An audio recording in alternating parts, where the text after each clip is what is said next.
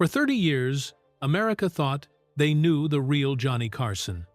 They saw the smile, the laughter, and the friendly conversations on The Tonight Show. But what the viewers didn't see was what happened when the cameras stopped. Johnny watched every guest closely, not for gossip or stories, but to understand who they really were. He noticed how they treated the staff, how they behaved when no one was watching, and what kind of person they were behind the spotlight. And from that, he formed a private list. A list of the guests he never wanted back, not because they were bad guests on air, but because of who they were off it. This is that story. He made America laugh, but he was also quietly judging every person who sat across from him. For 30 years, Johnny Carson sat behind his desk on The Tonight Show and became a familiar part of American life. People saw him every night on television, smiling, joking, and talking with celebrities. Viewers felt close to him, like he was a friend they trusted. His voice and presence were comforting. Families watched him together, and many people ended their day with his show before going to sleep. To most of America, Johnny Carson was warm, funny, and easygoing. He made interviews look natural and simple, as if the conversations were happening with no effort at all. But there was another side of him that the audience could not see. Carson was very careful about how he behaved on camera. He believed in being professional, polite, and controlled. He never wanted to look emotional or angry in front of viewers. So even when a guest was rude, difficult, or disrespectful, he kept his calm. He listened, he smiled, he laughed at the right time, and he kept the show moving. But while the cameras were recording, Johnny was paying attention. He noticed small details about how guests acted when they thought no one important was watching. He saw how they spoke to stage workers, assistants, and young staff members. He noticed how they behaved backstage when there were no cameras and no public audience. To him, those moments showed a person's real character. Carson believed that a person's true nature appeared not in front of millions of viewers, but in simple interactions with the people who had less power. If a star was polite to him but cruel to a cameraman, Carson did not respect them. He believed kindness was most genuine when it was shown to people who could not offer anything in return. This is why he paid close attention to the small moments others would ignore. While the world admired the glamorous side of Hollywood, Carson observed something deeper and more honest. Many staff members who worked with him said Carson noticed everything.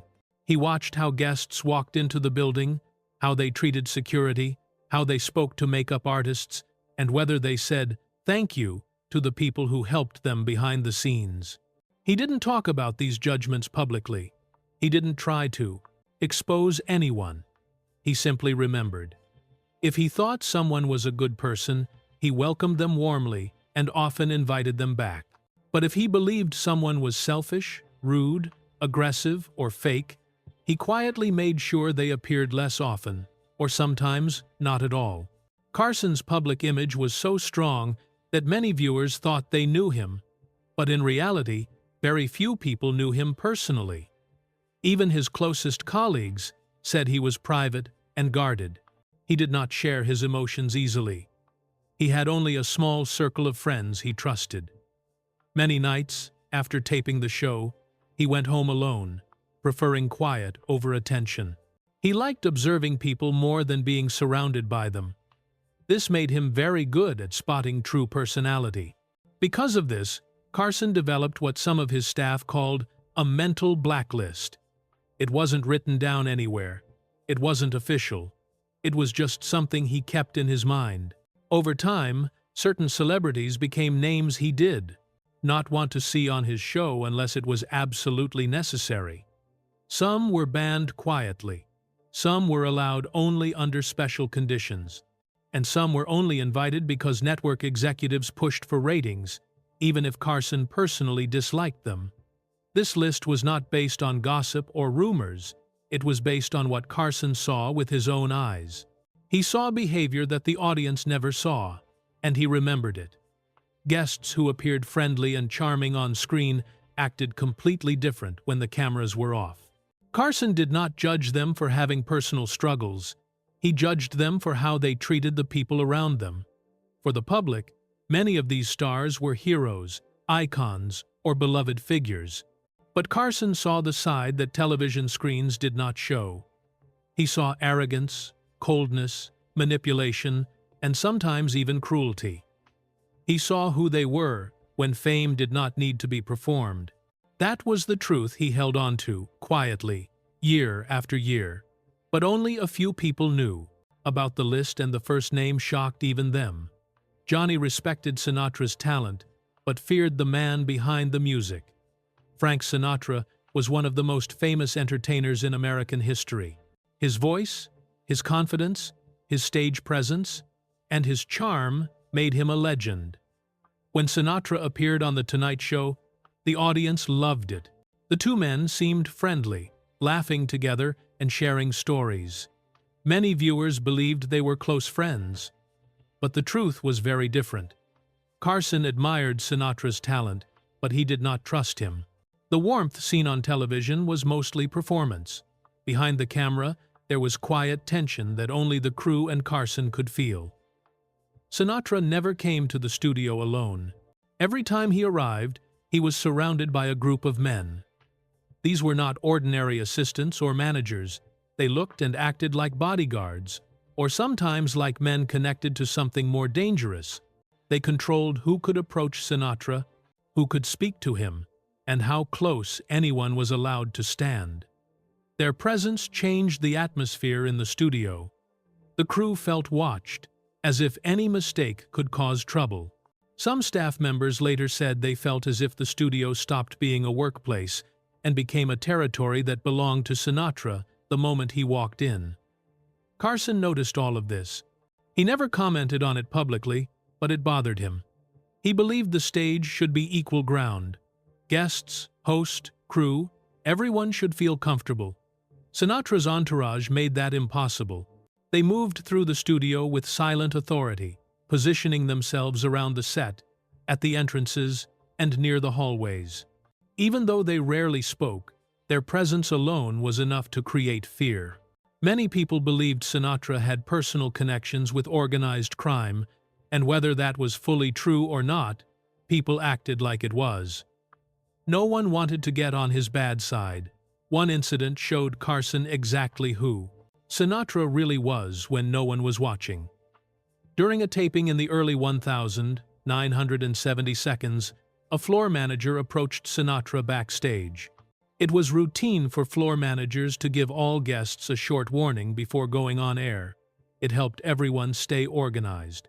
The manager simply said, "3 minutes until we go on," something so normal that it barely needed thought. But Sinatra reacted as if he had been insulted. He grabbed the man by his tie, pulled him close, and said in a low, threatening voice that no one told him when he was ready. The floor manager was a veteran, a calm man who had seen difficult situations before, but even he was shaken. When he stepped back, his face was pale and his hands were slightly trembling. Carson saw this happen. He did not step in at that moment because doing so might have made the situation worse, especially with Sinatra's men standing close. But the incident stayed with him. He could not ignore what he had seen. To him, this was not just ego, it was cruelty. It was a man using his fame and fear to dominate someone who was simply doing his job. From that point on, Carson's attitude toward Sinatra changed. On camera, he was still polite. He still laughed at Sinatra's jokes. He still played the role of the friendly host, but his smile had become professional, not genuine. Crew members later said they could tell when Johnny was truly enjoying a guest and when he was managing one. With Sinatra, it was clear. Carson was controlling the situation carefully, making sure things did not escalate. The tension became more obvious during one episode when Sinatra made a rude comment about a female staff member's appearance. It was loud enough for Carson to hear clearly. In the middle of the commercial break, Carson turned to him and said in a calm but firm voice, "We don't speak to my staff that way here." Everyone in the studio felt the air shift. Sinatra did not respond. His expression froze, surprised that someone had talked back to him. When the cameras returned, both men wore polite expressions, but everyone in the room could feel the change. Sinatra also caused problems by canceling appearances without warning. Sometimes he simply decided he didn't feel like doing the show. He would leave, and the production team would have to rearrange everything. Carson hated disrespect toward the crew and the audience. He believed people should honor their commitments. When Sinatra behaved this way, it was another sign to Carson that he saw himself above everyone else. Carson did not make dramatic announcements or confrontations. That was not his style. Instead, he quietly adjusted how often Sinatra appeared. Where Sinatra once came on whenever he wanted, Carson later made sure that invitations became rare. Sinatra was still a powerful name, and the network liked the ratings he brought. But Carson made it known that he did not want him on regularly. He never banned him, but he limited him. It was the strongest. The form of rejection that Carson used. Carson believed people revealed themselves through their actions when the spotlight was off. Sinatra revealed intimidation, entitlement, and disrespect toward those he saw as lower than him. And Carson never forgot it. If Sinatra represented intimidation, the next guest represented something colder, a pure performance without humanity. She walked in like royalty and expected everyone to kneel. Joan Crawford was considered one of Hollywood's greatest actresses, known for her intense eyes, perfect posture, and glamorous style. When she was booked on The Tonight Show, many people on the staff were excited at first. They expected elegance, charm, and old Hollywood grace. And on camera, that is exactly what she delivered. But off camera, the person the staff met was nothing like the woman the public admired. Her presence brought tension, not warmth. Everything had to be exactly the way she demanded, and there was little room for anyone else to exist in the space she occupied. Before she even arrived, her team sent over a detailed list of requirements. It was not just simple preferences about makeup or wardrobe, it was pages of instructions. The temperature of the studio had to be set at a very specific number. The lighting had to be arranged to hit her face at a particular angle so that no shadows would show. The chair she sat in had to be adjusted to the exact height that made her jawline look sharper. Even Johnny's desk placement had to be changed slightly so her face would be better centered on the camera. The production crew, who had worked with many famous guests over the years, said they had never seen demands this strict. The makeup department also felt her pressure. Crawford did not trust the show's makeup artists, even though they were highly skilled. She brought her own team and insisted that only they touch her face. They spent hours preparing her look, adjusting hair strands, smoothing skin powder, and fixing lipstick repeatedly. Every minor detail mattered to her because she believed her image had to stay perfect. For her, appearance was everything, and she wanted to control how every viewer saw her.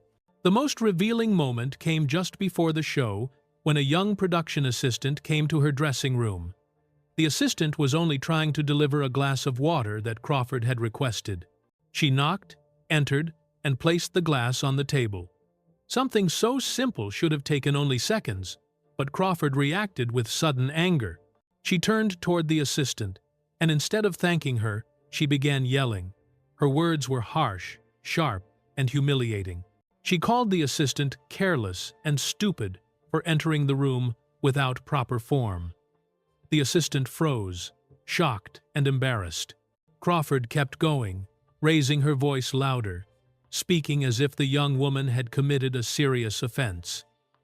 People in the hallway heard the yelling and stopped what they were doing. One person later said the hall became silent like a church. The assistant began to cry and quickly left the room. Crawford then demanded that the assistant be fired. She insisted that someone who could not follow simple rules should not work near her. The producers refused, and that refusal only made the atmosphere around Crawford more tense. But the most unsettling part came after this moment.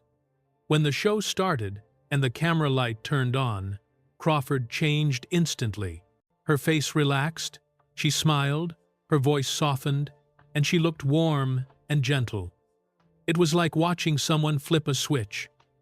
Just minutes earlier, she had been yelling, filled with anger. Now she looked like a kind, graceful star who had come to share memories and laughter. People who saw this change up close said it felt unnatural, almost like watching someone pretend to be human rather than actually being comfortable. During the interview, she responded politely, laughed at Johnny's jokes, and spoke in a very controlled and polished way. Every answer sounded rehearsed. Every movement was calculated. She gave the audience exactly what they expected from a Hollywood legend. But during the breaks, when the cameras stopped recording, her expression went blank. She stayed silent, avoided eye contact, and did not speak unless someone from her team spoke first. It was as if she stopped being a person the moment the camera stopped rolling. Carson did his best to handle the interview smoothly. He asked questions, kept the conversation flowing, and remained polite. But after the show ended, when he walked backstage, he made a remark to his team. He said that interviewing Joan Crawford felt like talking to a statue, beautiful but cold, with nothing warm inside. He didn't shout it or say it dramatically. He simply said it quietly, as if he was describing something factual that could not be denied. Years later, when Crawford's adopted daughter Christina wrote her book, Mommy Dearest, many of the Tonight Show staff who had worked that night remembered the incident with the young assistant. The book described Crawford as controlling, strict, emotionally distant, and sometimes cruel, especially behind closed doors. The stories matched what Carson and his staff had witnessed. The person America saw on screen was not the real Joan Crawford. The real version was hidden, carefully protected, and only visible when she believed no one important was watching. For Carson, Crawford became one of the names he kept on his silent list. He did not want to deal with that kind of coldness again. To him, talent meant nothing if kindness was missing.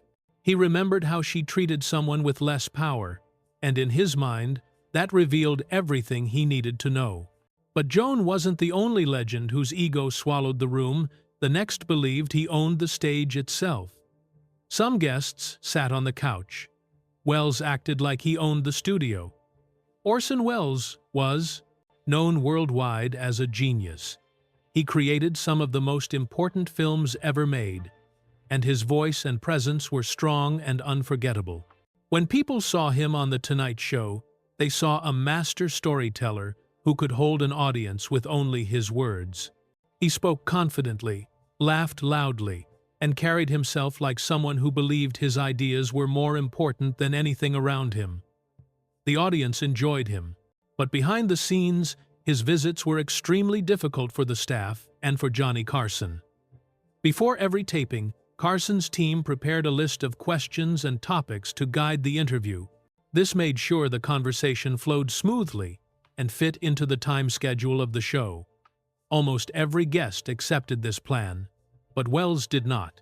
He would look at the questions, shake his head, and say they were too simple or too boring. He sometimes crossed out the entire list with a pen and handed it back, offering no replacement ideas. He expected Carson to simply follow wherever his mind went. This forced Carson into a difficult situation. Without a structure, the conversation could go anywhere and last any length of time, which caused problems for timing and for the other guests scheduled that night. One night, Welles was supposed to have a short 7-minute segment. It was planned carefully, and timing was tight because the show had several guests waiting. But once Welles started speaking, he didn't stop. He told long stories, took long pauses, and spoke very slowly, as if time did not exist. Carson tried to signal him politely that the segment needed to end. He tapped his pencil. He shifted in his chair. He looked toward the producer. These were quiet and professional ways to signal a guest. But Welles ignored every cue. The 7-minute segment stretched to 10, then 15, then 20. By the time he finished, he had taken around 25 minutes of airtime. 2 other guests were completely cut out of the show. the production, the team was frustrated, but Carson remained calm on camera. The audience did not know how much trouble the situation caused, but once the cameras stopped, the crew knew they had witnessed something disrespectful. It wasn't just that Wells talked too long, it was that he did not consider anyone else's time or work valuable. Wells also had a habit of not speaking directly to staff members. If he needed water, instead of asking the person standing next to him, he would speak to someone else and refer to the staff member as the girl or the boy. He acted as though they were not real people with names and roles. This behavior made the atmosphere uncomfortable. The staff did not like being treated as invisible, especially when they worked hard to keep the show running smoothly. The most surprising incident happened during a taping when Wells decided to direct the show himself. As the cameras were recording, he stood up and began giving instructions to the camera operators. He told them which angle to use, where to zoom, and how to frame the shot. His tone suggested he believed he knew better than everyone else. This confused the camera team and disrupted the rhythm of the show. Carson did not raise his voice, but the look on his face made it clear he was not pleased. He later said it felt like Wells forgot he was a guest, not the host. Despite these challenges, Carson continued to treat Wells with respect on air. He knew the audience admired Wells, and he did not want to make the show uncomfortable to watch. But backstage, Carson made his feelings clear. After one of the most difficult tapings, he turned to a staff member and said, "Genius doesn't excuse everything." It was a simple sentence, but it held deep meaning. Carson was not impressed by fame or talent if the person behind it treated others poorly. He believed respect should go both ways, no matter how important someone was. Wells continued to appear on the show, but not as often as before. Carson chose his moments carefully and made sure the segments were controlled as much as possible. The staff prepared differently when they knew Wells was coming. They adjusted schedules, prepared backup plans, and stayed alert for unexpected behavior. They did not dislike Wells's talent. They disliked the way he acted like the studio belonged to him. Carson's experience with Wells showed another side of Hollywood. Some stars did not just believe they were special, they believed they were above rules, above timing, and above basic courtesy. Wells was brilliant, but he made the people around him feel small, and to Carson, that was something he could never admire. But ego wasn't the only challenge the next guest fought for attention like it was survival. A conversation with Bette Davis wasn't talk, it was combat. Bette Davis was already a legend by the time she sat across from Johnny Carson. Her sharp voice, strong posture, and intense personality made her one of the most memorable women in film history. Viewers admired her confidence and wit. They expected drama, humor, and bold statements when she appeared on The Tonight Show, and they got exactly that. But the energy she brought also made the studio tense and sometimes uncomfortable. Bette Davis did not like to share attention. When there were multiple guests on the couch, she often interrupted them before they could finish a sentence. If another guest told a story that received laughter or interest, Davis would lean forward, raise her voice, or jump in with a bigger story of her own. It wasn't always meant to be rude, but it gave the impression that she believed the spotlight belonged to her alone. Other guests sometimes sat quietly, unsure how to get back into the conversation because Davis spoke with such force that few wanted to challenge her. Alcohol also played a part. Before going on stage, she often requested whiskey in her dressing room. Drinking was common in that era, and many stars did the same. But for Davis, it sometimes made her behavior sharper and less patient. When she had been drinking, her comments became even more direct, and her tone more biting. Jokes sometimes sounded like insults. Light teasing turned into criticism. The atmosphere shifted, and Carson had to work harder to keep the conversation relaxed. During one taping, Davis began interrupting another female guest repeatedly. The other guest attempted to speak kindly and stay polite, but Davis continued to cut her off. At one point, Davis turned her body away from the guest, facing only Johnny, as if the person sitting next to her did not exist. People in the studio felt uncomfortable, and the laughter in the audience became quieter. Carson noticed immediately. He had seen difficult guests before, but Davis was different. She was not trying to be cruel. She was simply used to being the most powerful personality in any room. As the show continued, Davis made a few comments that bordered on mean. They were delivered with a smile, but they had a sharp edge. The other guest remained professional, but everyone could see the tension growing. When the show went to a commercial break, Carson leaned slightly closer to Davis and told her calmly and quietly to let others speak as well. He did not raise his voice. He did not embarrass her. He simply reminded her of the tone of the show. Davis paused, surprised for a moment, because not many people challenged her directly. But Carson did it in a respectful way, and she accepted it without argument. However, even with Carson's guidance, Davis's style never fully changed. She was simply a person who expressed herself strongly. Her personality had been shaped by decades of fighting for roles, respect, and control in Hollywood at a time when women were often pushed aside. That fight created a powerful presence, but it also made her quick to defend herself, even when there was no threat. She was brilliant, but her brilliance came with sharp edges. Carson recognized this. He respected her talent deeply. He knew she was one of the greatest actresses of her time, but he also knew that interviewing her required patience and careful balance. He had to guide the conversation so no one felt attacked or ignored. He had to protect the comfort of the other guests while still honoring Davis as the legend she was. Even after difficult moments, Carson did not speak badly about her behind the scenes. He understood where her intensity came from. She had lived a life full of hard competition, public judgment, and personal battles. Her tough personality had helped her survive in the film industry, but it also made her interactions stronger than most people were prepared for. She was not cruel the way some other guests were. She did not treat staff badly. She did not act superior to ordinary people. Her challenge was more emotional than social. She wanted to be seen, heard, and remembered, and she always was. After her final appearance, Carson is said to have told his producer that interviewing Bette Davis felt like walking a tightrope.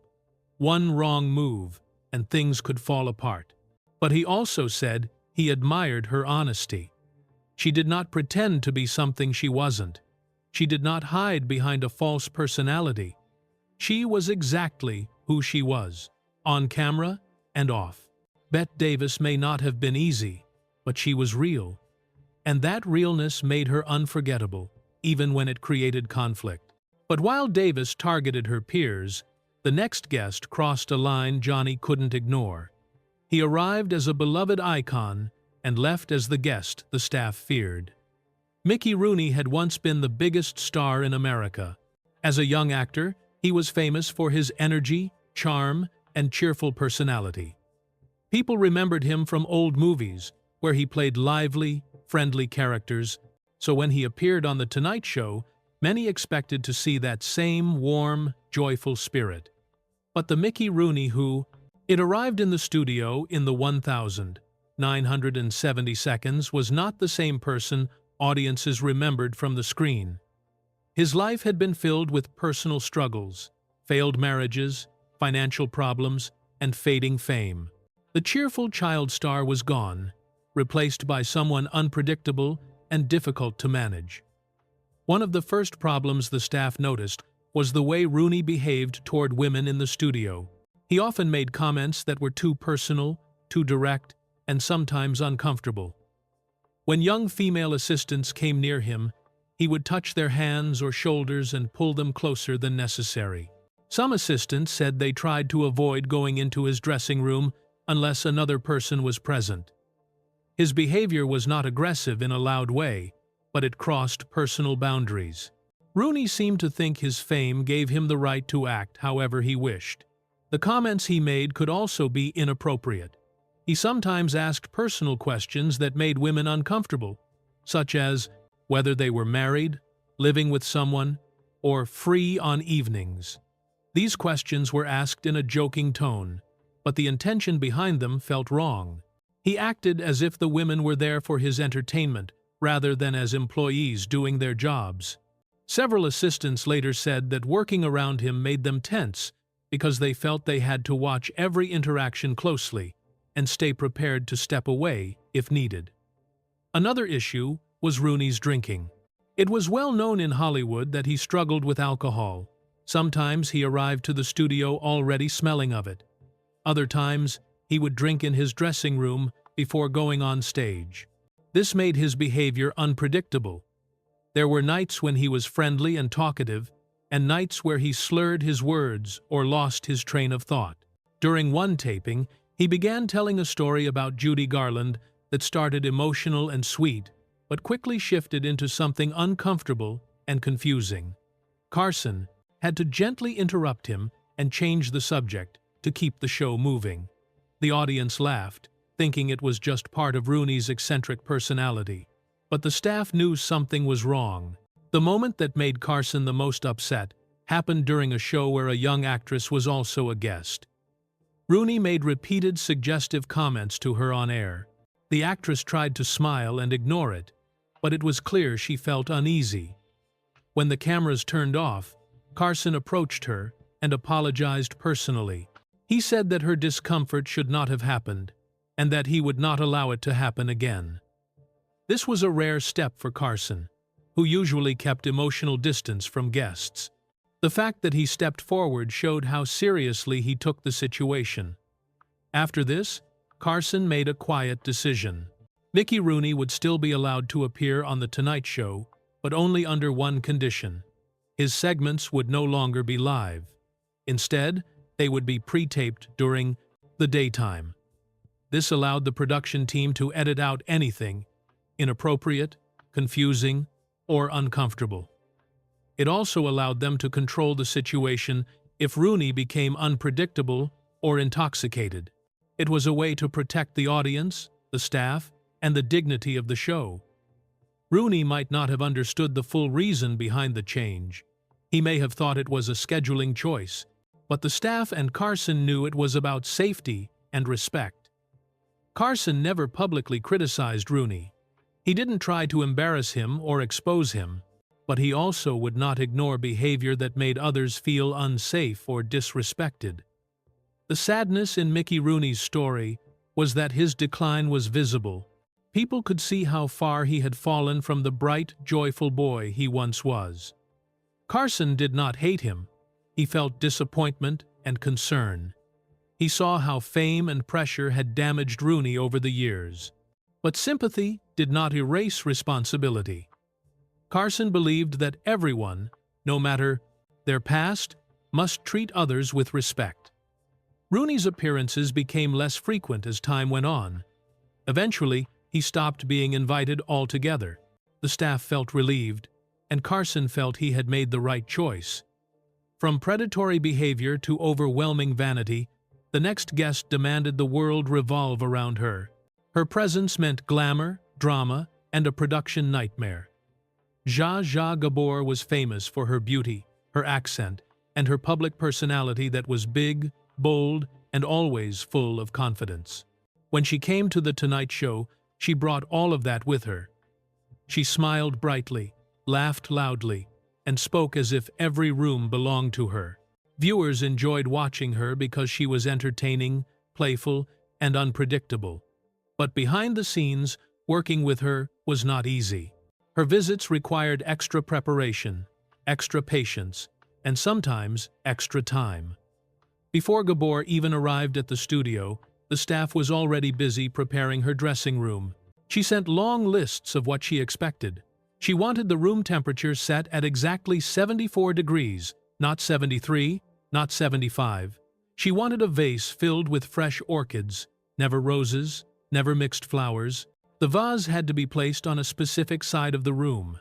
She also expected bottles of mineral water, kept chilled but not too cold, and always served in a glass, never directly from the bottle. If even one detail was wrong, she noticed immediately and complained. The staff learned quickly that setting up her room took more time and effort than almost any other guest. She also brought several people with her. There was usually someone to manage her wardrobe, someone to manage her hair, someone to speak on her behalf, and sometimes someone simply to admire her. These people followed her instructions carefully, moving around her like she was royalty. The hallway outside her dressing room often became crowded with her team, her clothing racks, and boxes of jewelry and makeup products. Other guests sometimes had trouble getting by because there was so much activity around her. Her schedule also caused problems. Gabor did not always arrive on time. Sometimes she was late because she was still picking a dress. Sometimes she was late because she changed her hairstyle several times. Sometimes she simply said she was not ready to be seen yet. When she was late, the taping of the show had to be delayed. Other guests were kept waiting. The crew had to rearrange the timing of commercial breaks and segments. If she wanted her interview moved to a different part of the show, she expected it to happen even if it meant changing what had already been planned. Carson noticed all of this. He was polite to her, but he was not fooled by her charm. When she sat across from him on the stage, she smiled widely and spoke with a soft, playful tone. She told stories about her life, her many marriages, her glamorous travels, and the luxurious lifestyle she claimed to live every day. The audience laughed and enjoyed it. But Carson knew that behind the performance was someone who wanted everything her way. Her conversations were not natural. They were controlled. She wanted attention, and she wanted to be admired. During the show, Carson kept his calm and continued to play the easygoing host. He smiled, laughed at her jokes, and let her entertain the viewers. But people who worked with him could tell when he was irritated. His expression might stay the same, but his eyes would show it. When Gabor interrupted him, or shifted the conversation toward herself in every moment, Carson continued to handle the interview smoothly. But once the cameras turned off, his mood changed. He would sometimes make quiet comments to the staff, expressing his frustration. He didn't like when one person disrespected the work of the entire crew. The reason Gabor was still invited back, even with all the problems she caused, was simple. She was great television. The audience liked watching her because she was unpredictable. You never quite knew what she would say or do. She carried herself with confidence and humor, and she knew how to entertain a crowd. Some guests were polite and quiet. Some gave short answers and didn't know how to engage the audience. But Gabor knew how to make people watch. And television, after all, depends on people watching. Carson understood this. He did not personally enjoy working with her. He didn't like the chaos she caused or the stress she brought to the production team. But he also understood that television was a business. If a guest could bring laughter, curiosity, or strong reactions, then they had value. So he continued to invite her, but not very often. Only when the show needed a certain type of lively energy that she could bring. To the audience at home, her appearances looked light-hearted and fun. They saw her as glamorous, confident, and charming. They didn't see the stress, the delays, or the extra work required to manage her presence. That part stayed hidden in the background. Zsa Zsa Gabor was not cruel, and she was not dangerous. She simply believed that the world should operate around her.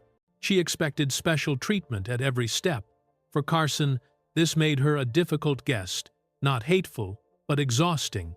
But the next guest wasn't a diva or a disaster. She was a storm of passion that no one could control. With Shelley, the question wasn't what she'd say, but what she might throw. Shelley Winters was a successful actress, with a long career and 2 Academy Awards. She had real talent, real experience, and real passion. But when she appeared on The Tonight Show, she brought a level of unpredictability that made the entire studio pay attention. No one ever knew what direction her emotions would go. She could be warm and funny one minute, and intense and confrontational the next. She didn't hide her feelings, and she didn't adjust her tone for comfort, whatever. she felt in that moment came out raw and direct. Winters often spoke about serious topics. Instead of telling light stories meant to entertain, she sometimes went into strong emotional rants. She talked about politics, government, Hollywood power, and social issues. Her opinions were strong, and she expressed them loudly, without worrying about who might disagree. On a late-night talk show where most guests tried to appear friendly and relaxed, Shelley's presence felt like a gust of wind that could change direction at any moment. Johnny Carson was good at guiding conversations, but with her, guiding was difficult.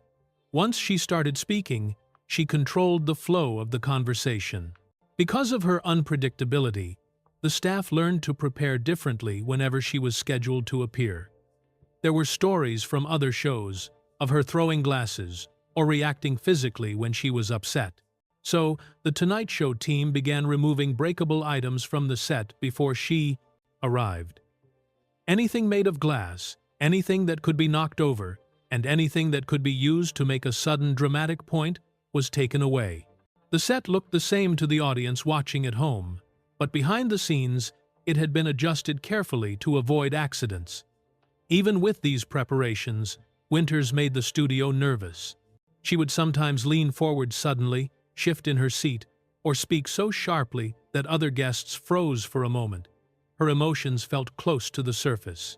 If someone disagreed with her, she didn't simply respond, she reacted. Her reactions could be passionate, frustrated, or even humorous, but they were always intense. The other guests usually watched her cautiously, unsure how to step into the conversation without setting something off. But, despite all of this, Winters was not fake. She did not perform a soft or smooth version of herself for the camera. She was exactly who she was at all times. That honesty, while exhausting for the concerted crew and for Carson, was also something he respected. She did not treat staff with disrespect. She did not use her fame to act superior. She did not pretend to be polite if she didn't feel polite. She believed deeply in what she said, even when her delivery made the room tense. Carson understood her sincerity. He recognized that her intensity came from conviction, not cruelty. So he handled her differently than he handled guests who were arrogant or rude. With Winters, he spoke carefully and listened. He let her express herself, even when it meant the show became more serious than usual. He didn't try to silence her. Instead, he tried to guide her energy into something the audience could follow. Sometimes he succeeded. Sometimes the conversation went completely off track. But he never mocked her or tried to embarrass her. He saw that while she was difficult, she was also real. The audience at home generally enjoyed her appearances because they were unpredictable. People never knew what story she would tell or what subject she would dive into. Some viewers liked her passion. Others found her overwhelming. But no one found her boring. And in television, being unforgettable matters. There was one appearance where Winters launched into a long speech about government responsibility in wartime. It was serious and emotional. Carson sat back, letting her speak. The room felt heavy and thoughtful. When she finished, the studio was quiet for a moment. Then Carson simply said, "You believe every word you say." It wasn't a joke or a criticism, it was acknowledgement. She nodded, and the moment softened. That was the balance Carson found with her. He didn't fight her energy. He recognized it. But even with this mutual respect, the staff felt relief when her segment ended each time. Working with her required attention, caution, and emotional patience. She did not create the same kind of chaos as a diva or a bully. Her chaos came from intensity rather than ego. It was not personal, but it was tiring. Shelley Winters reminded everyone on the show that not all difficult guests are mean or selfish. Some are simply bigger than the space around them. They fill the room with emotion, and everyone else must adjust. But the most shocking guest wasn't volatile or dramatic. She was dangerous in a quieter, more insidious way. Some lines Carson would bend. One line he never did: respect for his staff. Jane Russell was known for her beauty, her voice, and the confident way she carried herself. She was a major Hollywood star in the 1,940 Seconds and 1,950 Seconds, admired by many and remembered for her role in Gentlemen Prefer Blondes.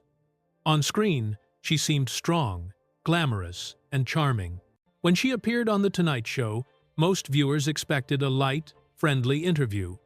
But behind the camera, Russell's personal views created tension that could not be ignored. Her political and social attitudes were direct, and she did not soften her words for anyone. She didn't adapt to the relaxed atmosphere of the show, and the result was discomfort that spread through the studio. Russell held very traditional and conservative beliefs. There is nothing wrong with that on its own, but the problem came from how she expressed them. She did not simply share her views respectfully. She often spoke in ways that were dismissive or demeaning toward others. This became particularly clear in how she treated LGBTQ staff members. Several people who worked on the show recalled that she refused to let a certain makeup artist work on her because he was gay. She didn't say it quietly. She said it openly, in front of others, making the makeup artist feel embarrassed and disrespected. For the staff who witnessed it, the moment was painful. They were used to dealing with strong personalities, but this crossed into personal insult. During another visit, Russell made comments suggesting that LGBTQ people were somehow lesser or not normal. These words were spoken casually, as if she didn't realize or didn't care that the people standing near her were affected by them. At the time, conversations about sexuality were not as open or accepted as they are today, but Carson's show had always been a workplace where everyone was treated fairly. Many of the people who worked behind the scenes felt safe there. Russell disrupted that sense of safety. The most troubling moment came when the show considered booking actor Rock Hudson for the same episode as Russell. Hudson was known for his charm, humor, and strong acting career. His sexuality was not publicly discussed at the time, but it was known privately within some Hollywood circles. When Russell heard he might appear on the same show, she reportedly made comments indicating she did not want to share the couch with him. Her remarks were dismissive and insulting, implying he was not morally acceptable. Even though she did not name the specific reason in public, everyone who both DeVires, he heard her tone, understood what she meant. Carson did not react immediately or loudly. He rarely confronted guests in a public way. He stayed professional, as he always did. But inside, he made a decision. He believed everyone on his set deserved respect, especially those who did not have fame or power to protect them. He did not accept cruelty toward people who were simply doing their jobs. For him, this was not a matter of politics. It was a matter of decency.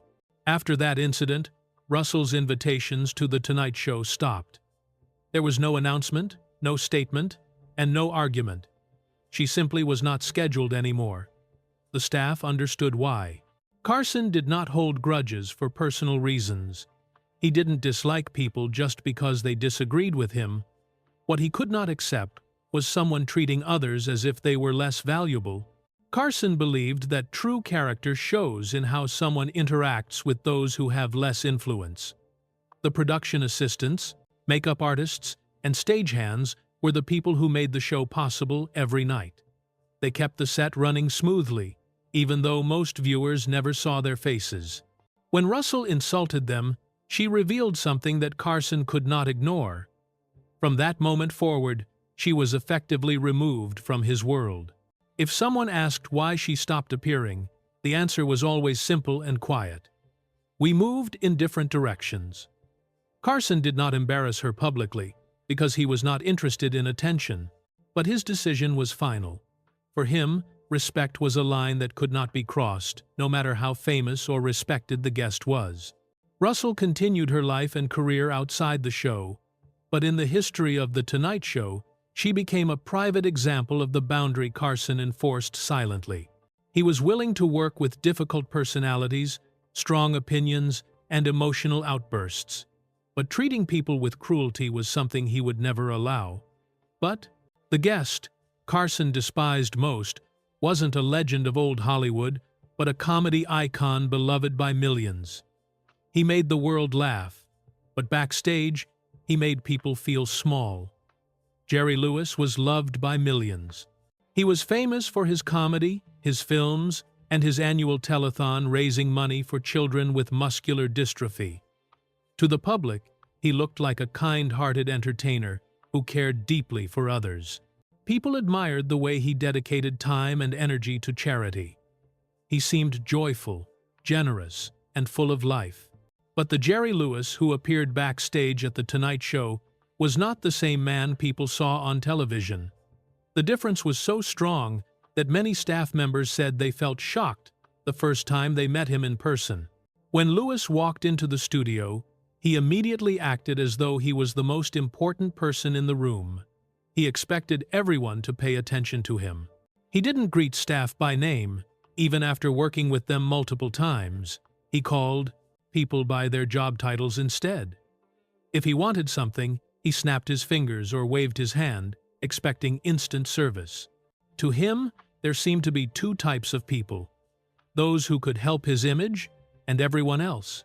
Carson noticed this very quickly. The same man who cried on camera while talking about sick children was cold and dismissive toward the people right in front of him. One of the most uncomfortable habits Lewis had was interrupting others during the show. He didn't just interrupt Carson, he interrupted every guest. If someone was telling a story, Lewis would cut in with a joke or a loud comment to pull the attention back to himself. Sometimes he even talked over Carson, while Carson was trying to guide the conversation. The interruptions were not playful or friendly. They were controlling.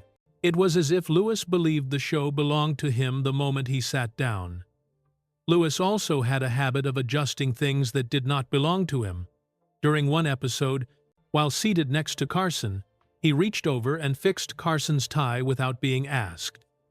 It may have looked like a joke, but the tone felt disrespectful. Carson laughed it off on camera because he was a professional, but the crew could tell he was irritated. Lewis often crossed personal boundaries without a second thought. His behavior suggested that he did not see Carson as an equal. Even though Carson was the host, the staff experienced even worse behavior. During rehearsals, Lewis once told a camera operator that he was breathing too loudly. He didn't say it as a joke. He said it in a way that made the operator feel embarrassed in front of others. On another day, he scolded a production assistant for not bringing his coffee fast enough. Instead of speaking casually, he raised his voice and called her useless. She walked away, holding back tears. Everyone saw it. No one forgot it. Carson had rules about how people should be treated. He believed that kindness mattered, especially toward those who weren't celebrities. When Lewis insulted staff members, Carson quietly took note. He paid close attention to how guests behaved when the cameras were not rolling. He believed that character shows most clearly in how someone treats people who cannot offer anything in return. By that standard, Lewis failed badly.